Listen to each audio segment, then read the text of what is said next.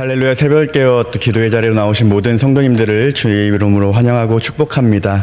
사랑하는 감사합니다. 또 오늘도 첫 시간을 또 기도의 자리로 나와 하나님을 찬양하며 또 기도의 자리로 나아가게 하신 은혜 참으로 감사합니다. 날마다 깨어 기도할 때 또 승리하게 하여 주시고 하나님 뜻대로 살아가는 우리의 삶이 될 수 있도록 축복하여 주시옵소서. 10월 한 달간 우리는 새생명 초천 축제로 또한 보내고 있습니다. 이 시기 가운데 우리가 누구에게 복음을 전해야 하는지 또 누구에게 복음이 필요한지 깨닫게 하여 주시고 우리의 입술을 통해 또한 우리의 삶을 통해 복음을 증거할 수 있도록 은혜 베풀어 주시옵소서. 그래야 우리가 전하는 이 복음을 통해 한 사람의 인생이 변화되고 또 새롭게 되어 하나님의 백성과 하나님의 자녀가 되는 놀라운 기적과 역사가 우리의 복음 전파를 통해 일어나게 하여 주시고 또한 날마다 또 우리의 기도를 통해서 기도가 응답되는 역사가 일어나갈 수 있도록 은혜 베풀어 주시옵소서. 지금도 여러 가지 어려운 상황 가운데 있는 주의 사랑하는 자녀들이 있습니다. 그들을 친히 주님 기억하여 주시사 위로하여 주시고 참된 평강을 허락하여 주시옵소서. 또한 육신의 또한 질병과 또 영적인 어려움 가운데 있는 주의 사랑하는 자녀들이 있다고 하면 주님 치유와 회복의 역사를 허락하여 주시고 그들의 기도를 들으시고 응답하여 주시옵소서. 그래야 우리가 함께 예배하는 이 자리에 함께 예배할 수 있는 은혜를 허락하여 주시고 주의 뜻을 깨달아 알아가며 주의 뜻대로 살아가는 놀라운 은혜가 그들에게 임하게 하여 주시옵소서. 오늘도 하나님의 말씀 앞에 겸손히 나아갑니다. 우리가 어떠한 삶을 살아가야 하는지 또 하나님께서 우리를 통해 어떠한 일을 이루어 가고 싶어 하시는지를 말씀을 통해 깨닫게 하여 주시고 오늘도 말씀을 붙잡고 승리하는 인생이 될 수 있도록 우리의 앞길을 친히 인도하여 주시옵소서. 모든 기도 제목들 주님께 올려드리며 살아계신 예수님의 이름으로 기도합니다. 아멘. 하나님께서 오늘 우리에게 주신 말씀은 로마서 15장 14절부터 21절까지의 말씀입니다. 로마서 15장 14절부터 21절까지의 말씀입니다. 말씀을 교독하도록 하겠습니다. 내 형제들아, 너희가 스스로 선함이 가득하고 모든 지식이 차서 능히 서로 권하는 자임을 나도 확신하노라. 그러나 내가 너희로 다시 생각나게 하려고 하나님께서 내게 주신 은혜로 말미암아 더욱 담대히 대략 너희에게 썼노니 이 은혜는 곧 나로 이방인을 위하여 그리스도 예수의 일꾼이 되어 하나님의 복음의 제사장 직분을 하게 하사 이방인을 제물로 드리는 것이 성령 안에서 거룩하게 되어 받으실 만하게 하려 하심이라. 그러므로 내가 그리스도 예수 안에서 하나님의 일에 대하여 자랑하는 것이 있거니와 그리스도께서 이방인들을 순종하게 하기 위하여 나를 통하여 역사하신 것 외에는 내가 감히 말하지 아니하노라. 그 일은 말과 행위로 표적과 기사의 능력으로 성령의 능력으로 이루어졌으며 그리하여 내가 예루살렘으로부터 두루 행하여 일루리곤까지 그리스도의 복음을 편만하게 전하였노라. 또 내가 그리스도의 이름을 부르는 곳에는 복음을 전하지 않기를 힘썼노니 이는 남의 터 위에 건축하지 아니하려 함이라. 기록된 바 주의 소식을 받지 못하는 자들이 볼 것이요 듣지 못하는 자들이 깨달으리라 함과 같으니라. 아멘. 오늘은 은혜를 주신 이유라는 말씀의 제목으로 말씀을 나누겠습니다. 오늘 본문의 시작인 로마서 15장 14절부터는 로마서의 결론 부분이 시작됩니다. 바울은 편지를 마치면서 왜 로마서를 기록했는지에 대해서 말하고 있는데요. 오늘 본문 15절 말씀해 보시면 그러나 내가 너희로 다시 생각나게 하려고 하나님께서 내게 주신 은혜로 말미암아 더욱 담대히 대략 너희에게 썼노니 라고 말씀합니다. 바울은 로마 성도들이 다시 생각나게 하려고 이 편지를 썼다고 말하고 있는데요. 도대체 바울은 로마 성도들이 무엇을 다시 생각나게 하려고 이 로마서를 썼을까요? 바로 하나님께서 주신 은혜입니다. 바울은 성도들이 이 하나님의 은혜에 대해서 다시 생각하고 또 다시 생각하기를 원하며 이 로마서를 기록했습니다. 은혜라는 단어를 너무나도 많이 들으며 우리는 살아갑니다. 그러나 우리는 보통 은혜라는 단어를 생각할 때 나 중심으로 생각하는 경향이 있습니다. 날 죄에서 구원해 주시는 것이 은혜다라며 개인의 구원에 초점을 맞추거나 혹은 설교를 듣고 오늘 말씀을 통해 은혜 참 많이 받았다라고 개인적 신앙생활에 초점을 맞추어 이 은혜라는 단어를 접목시키기도 합니다. 그런데 오늘 본문에서 바울은 자신의 경험을 통해서 우리가 보통 생각하는 이 은혜라는 단어와 다른 은혜를 말합니다. 바울은 자신에게 주어진 사명을 은혜라고 말합니다. 다른 말로 하면 바울은 이방인의 사도로서 내가 복음을 전하는 것이 은혜다라고 오늘 말씀을 통해 말하고 있습니다. 오늘 본문인 16절 말씀을 통해 하나님께서 우리에게 은혜를 왜 주셨는지에 대해서 세 가지로 정리할 수 있는데요. 여기서 은혜라는 단어는 다른 말로 사명이라는 단어로 말할 수 있을 것 같습니다. 오늘 본문 16절 말씀입니다.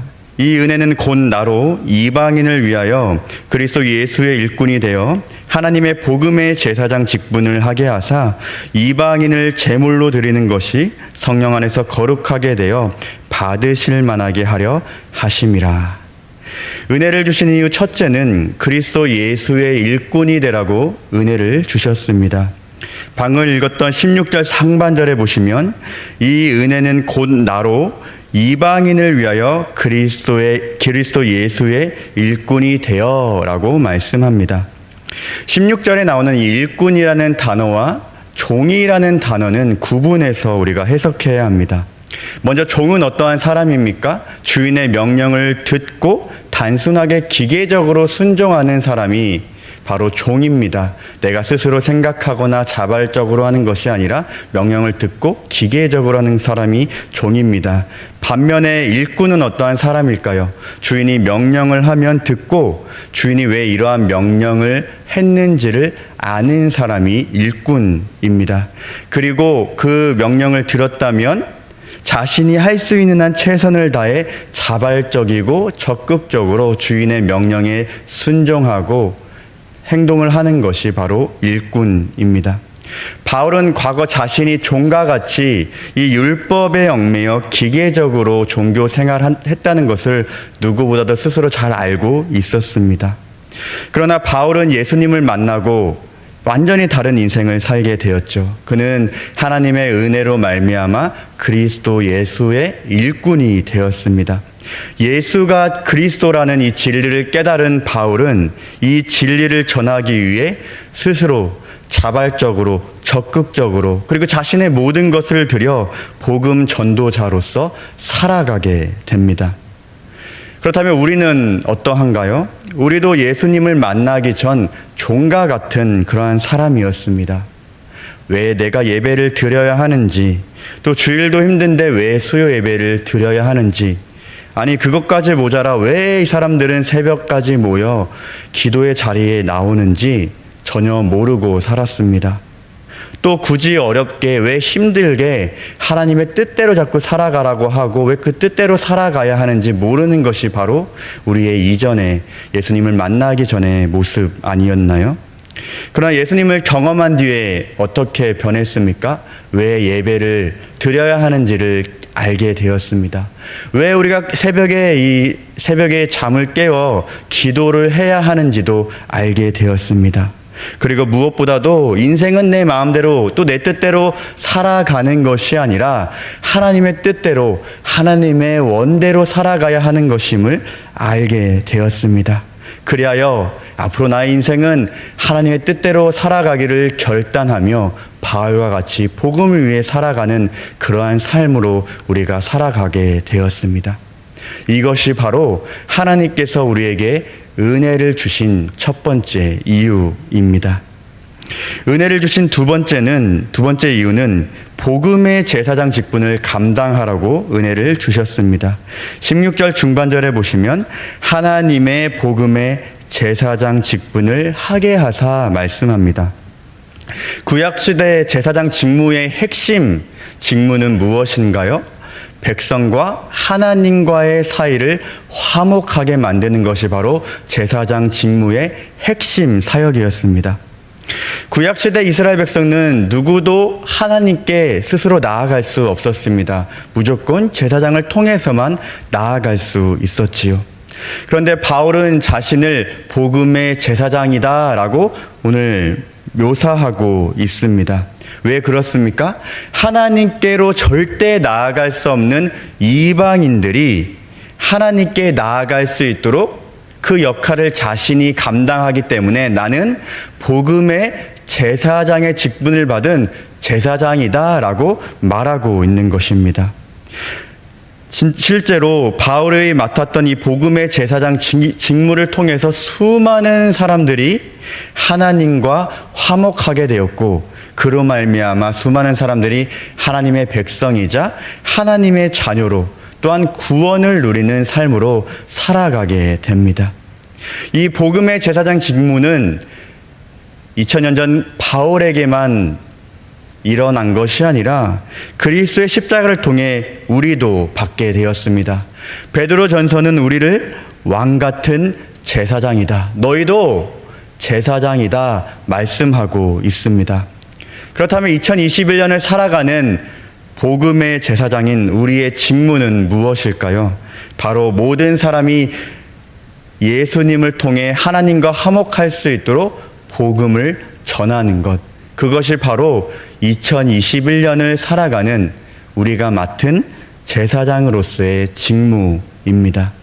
바로 우리에게 하나님께서 은혜를 베풀어 주신 이유는 그리스도의 복음을 전하는 제사장 직무를 맡아라, 이것이 바로 우리에게 은혜를 주신 이유 두 번째입니다. 은혜를 주신 이유 마지막 셋째는요, 이방인을 거룩한 산 제물로 드리라고 우리에게 은혜를 주셨습니다. 16절 하반절에 보시면 이방인을 제물로 드리는 것이라고 말씀합니다. 이방인을 제물로 드린다는 것, 어떠한 의미일까요? 학자들은 크게 두 가지 의미로 해석하고 있는데요. 첫째로 하나님 밖에 있었던 이방인들이 우리가 복음을 전파를 통해서 하나님의 백성이 되게 만드는 것이 이방인을 거룩한 산 제물로 만드는 것이다 라고 말하기도 하고요. 둘째로는 하나님의 백성이 된 이방인들이 스스로를 거룩한 산 제물이 되도록 드리는 삶까지 나아가게 만드는 것이 바로 이방인들을 거룩한 산 제물로 드리는 것이다 라고 말합니다. 정리하면 이방인을 거룩한 산 제물로 드린다는 것은 먼저 은혜 받은 나를 통해 복음이 전파되는 것이고, 그리고 나를 통해 복음을 받은 사람들이 스스로 자신을 하나님이 기뻐하는 거룩한 산 제물로 드리는 것, 이것이 바로 이방인을 거룩한 산 제물로 드린다는 의미입니다. 하나님께서 왜 나에게 은혜를 베풀어 주셨을까? 이것에 대해서 곰곰이 생각해 보신 적이 있으신가요? 하나님께서 나를 통해 누군가의 인생이 변화되고 누군가의 인생을 새롭게 하시기 위해 먼저 나에게 은혜를 베풀어 주신 것입니다. 그래서 은혜를 말할 때는 나 중심으로 말하는 것이 아니라 타인 중심으로 생각하고 말해야 합니다. 내가 은혜를 받았다면 나 중심에서 끝나는 것이 아니라 타인에게 은혜를 흘려보내는 것, 그것이 바로 하나님께서 나에게 먼저 은혜를 주신 이유입니다. 바울은 이 은혜를 받고 전했습니다. 19절 하반절에 보시면 바울은 예루살렘으로부터 두루 행하여 일루리곤까지 그리스도 복음을 편만하게 전했다고 말씀하고 있습니다. 일루리곤이라는 지역은 바울이 전도한 지역 중 최서단, 가장 서쪽에 위치한 지역으로 현재 알바니아라는 나라라고 합니다. 당시에는 교통수단이 발달하지 않았기 때문에 바울은 엄청난 거리를 걸어서 복음을 전했습니다. 그런데 바울의 전도는 일루리곤으로 끝나는 것이 아니라 그가 가고자 했던 로마에까지 그 복음이 전파되었습니다. 바울은 언제나 자신이 받은 은혜를 전하고 나누었습니다. 은혜를 나누고 전하는 것은 비단 다른 사람을 위하는 것뿐만 아니라 바울 자신을 위하는 것이기도 했습니다. 성도님들께서도 내가 받은 은혜를 다른 사람에게 전하고 나눈 경험이 있으리라 생각합니다.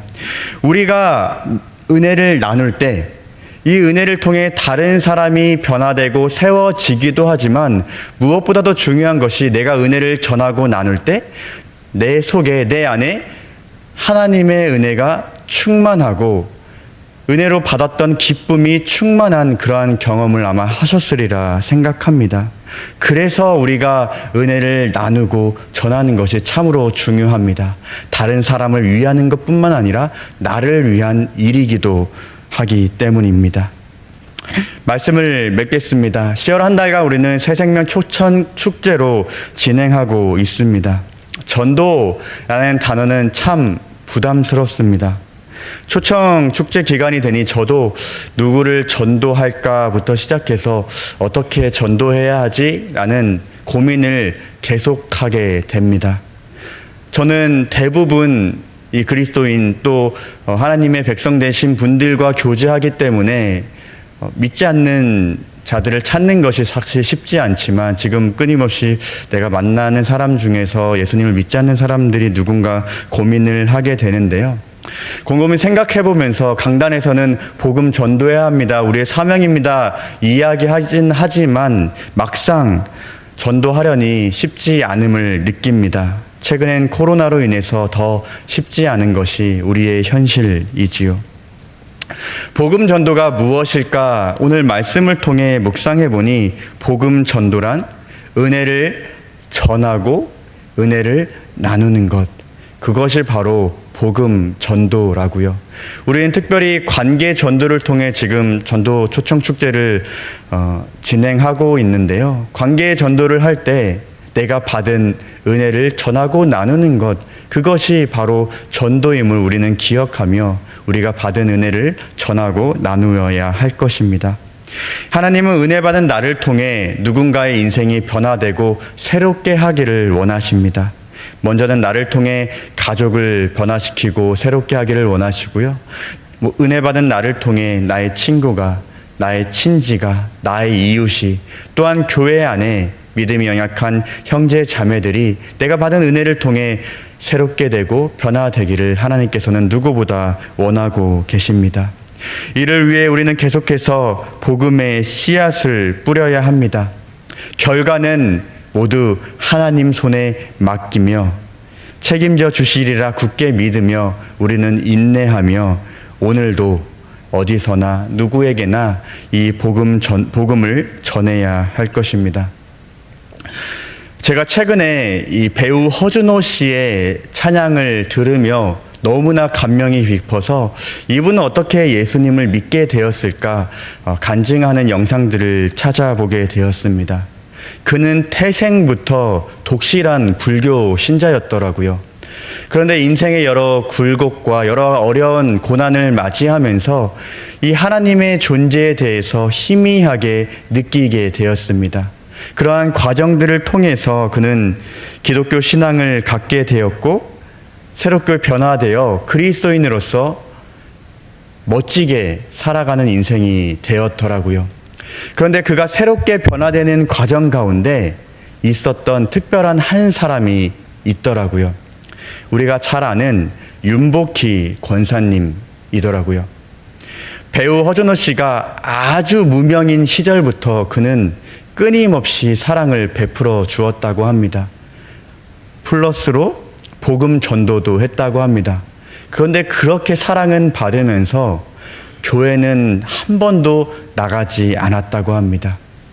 그리고 그가 교회에 나가고 나도 예수님을 믿어야겠다 생각했던 때가 윤복희 권사님이 20년 동안 기도하고 20년 동안 전도한 이후였다라고 이렇게 간증하는 것을 듣게 되었습니다.